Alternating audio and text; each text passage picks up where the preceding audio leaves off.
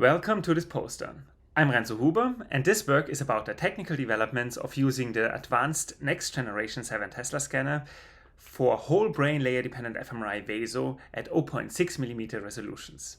This next generation 7 Tesla scanner from David Feinberg in Berkeley has been specifically designed for layer-dependent fMRI with a powerful gradient from Siemens and an RF coil from MR Coiltech. I could operate the console via remote scanning from NIH in Bethesda, where I work, in the group of Peter Banettini, and I used a very flexible 3D EPI readout from Rüdiger Stirnberg to do segmentation across two phase encoding directions, as well as across the inversion recovery cycles of VESO fMRI.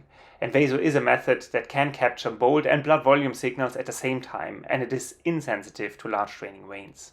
We had about 8 sessions and spent most of the time optimizing the sequence protocol for multiple movie watchings.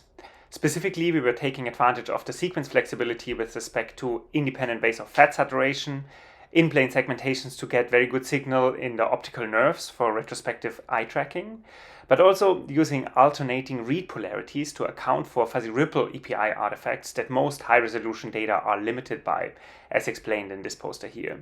Despite all these optimizations, we still had some segmentation artifacts that we selected with ICA for subsequent removal.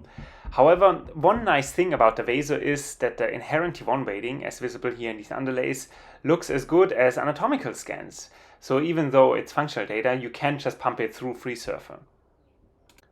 We find that with few exceptions, the high-resolution blood volume responses are really within gray matter without biases of piled large draining veins.